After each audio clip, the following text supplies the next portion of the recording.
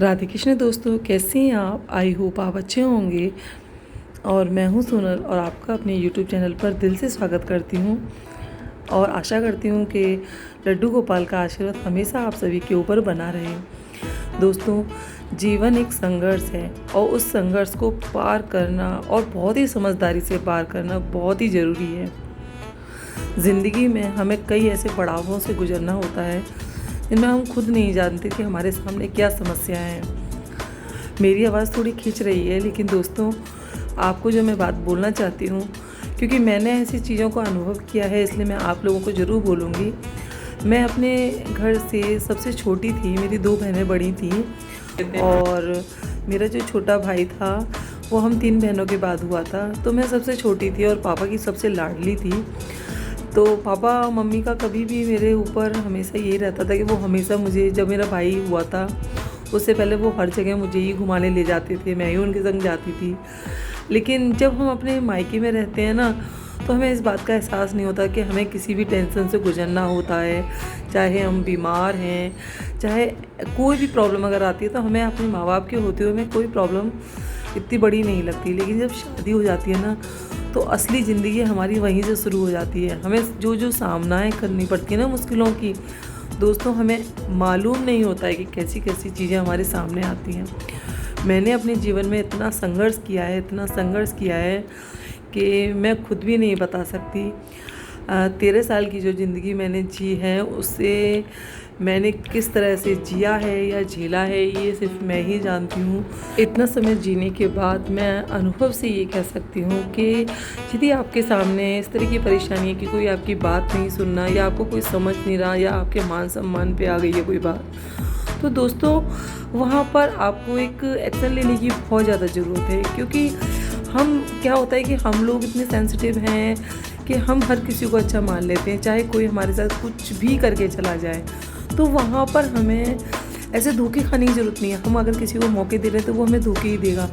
वहाँ पर आप थोड़ा रुकिए, सोचिए कि क्या वाकई में ही मेरे साथ जो हो रहा है वो मेरी कमी है कि मैं बार बार मौके दे रही हूँ, या फिर सामने वाला चाहकर भी नहीं समझ रहा है, जब वो हमें परेशान करने के लिए ही इस तरह के काम कर रहा है। इसलिए दोस्तों, अपने दिल की सुनिए, अपने मन की सुनिए। और सच में जब आप अकेले हो जाते हैं ना, जब दुनिया आपको पूरी तरह से इग्नोर करती है, आपके घर वाले इग्नोर करते हैं, पड़ोसी इग्नोर करते हैं, जब सही मायने में आप अकेले पड़ जाते हैं ना, तब खुद की वैल्यू करना शुरू कर देते हैं। तो इसी लाइन को लेते हुए मैं आज आगे के ब्लॉग की शुरुआत करती हूँ। दोस्तों, मैंने ये शाम को मंडे इवनिंग से डाला था ब्लॉग, और शाम को मैंने सबसे पहले चाय बनाई थी, क्योंकि बेटा जो छोटा वाला है उसको 1-2 दिन से सर्दी की वजह से कुछ वॉमिट वगैरह आ रही थी, तो उसने पहले चाय पी थी। चाय पीने के बाद उसे अच्छी तरह से चाय पिला दी मैंने, और उसके बाद फिर मैंने अपने कपड़ों की घड़ी की थी। पूरा दिन मैंने उसी के साथ गुजारा था।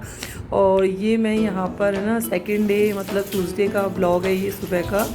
तो मैं अपना ब्रश करके सबसे पहले उठकर माउथ वॉश करके फिर मैंने अपनी किचन में अपना जो भी ब्रेकफास्ट वगैरह है वो बनाया था।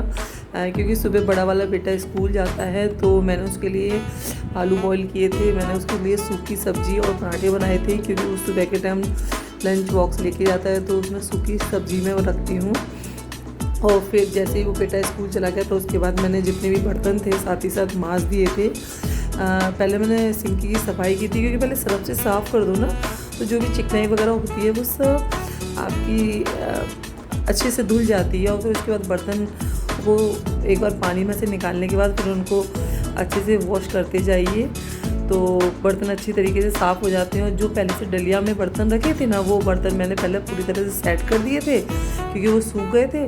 और फिर उसी डलिया में मैंने दूसरे बर्तनों को लगा दिया था। तो मेरा किचन का काम इस तरह से निपट गया था। और फिर क्या होता है कि मेरा छोटा वाला बेटा भी स्कूल जाता है, वो दोनों की स्कूल में वो जाता है 6:30 बजे बड़ा वाला बेटा, और छोटा वाला बेटा जाता है 7:30 पौने 8 पर। तो 11:30 बजे तक जब छोटा वाला बेटा आता है, तब तक मुझे सारे काम निपटाने होते हैं। तो फिर मैंने किचन का काम पूरा करने के बाद फिर मैं अपने बेडरूम की सफाई कर रही थी, तो बेडशीट को अच्छी तरीके से खंगाल रही थी, क्योंकि क्या होता है ना, छोटा वाला बेटा है तो वो नहीं सुनता है और वो एकदम स्लीपर वगैरह पहन के अंदर तक आ जाता है। तो क्या होता है कि कभी कभार जैसे पैर वगैरह से बेडशीट पे छड़ जाए तो छोटे छोटे कुछ भी मतलब तिनका विनका, या उसकी आदत है कि रबड़ पेंसिलों को छील कर वो उन्हीं बिस्तरों में पटक देता है। तो मेरा काम क्या होता है कि उसके आने से पहले मैं पूरा घर की क्लीन कर लूँ अच्छे से। तो बेडशीटों को अच्छी तरह से साफ़ करना, जब मेरी बेडशीट वगैरह सब अच्छी तरीके से सेट हो गई थी तो मैंने घर के जितने भी डोरमेट थे पायदान, उनको लाकर अच्छे से झाड़ू से साफ़ कर दिया था। उसी बीच है ना झाड़ू वाला जो आता है ना कूड़ा डालने वाला, उसके लिए मैंने कूड़ा डाल दिया था। और फिर मैं अंदर आ गई थी। फिर मैंने अपने जो भी बाहर वाले रूम की, ड्राइंग रूम की जो भी सफाई रह गई थी, क्लीनिंग करनी थी कर दी थी। और जो भी कपड़े बचे थे ना उनको मैंने रस्सी पर डाल दिया था, क्योंकि नेक भी अगर जो बरसात का मौसम होता है ना, उसमें अगर थोड़ा सा भी कपड़ा गीला रह जाए तो वो बदबू दे जाता है। इसलिए मैंने बाहर एक रस्सी बांध रखी है, वहाँ पर मैंने उन कपड़ों को डाल देती हूँ। जब वो सूख जाते तो वॉशिंग मशीन में डाल देती हूँ, या हाथ से निकालने होते तो उन कपड़ों को मैं हाथ से निकाल देती हूँ। इसके बाद जब मेरा पूरा काम हो जाता है उसके बाद मैं अच्छी तरीके से झाड़ू करके और फिर पोछा करके मेरा पूरा काम हो जाता है। स्लीपर वगैरह को अच्छे से धो देती हूँ, और कपड़े वगैरह जो मेरे को हाथ से निकालने होते हैं उनको अच्छी तरीके से डाल दिया था। और उससे पहले मैं नहा ली थी, क्योंकि छोटा वाला बेटा तो आ गया था लेकिन बड़ा बेटा आना था और मुझे खाना भी बनाना था। और खाना बनाने के साथ साथ देखिए छोटा वाला बेटा मेरे जहाँ जहाँ मैं जाती हूँ वहाँ मेरे पीछे जाता है। और दोस्तों मैं अपने वीडियो का यहीं एंड कर रही हूँ। अगर आपको मेरा वीडियो अच्छा लगे तो लाइक कीजिए और सब्सक्राइब करना ना भूलें। Thank you.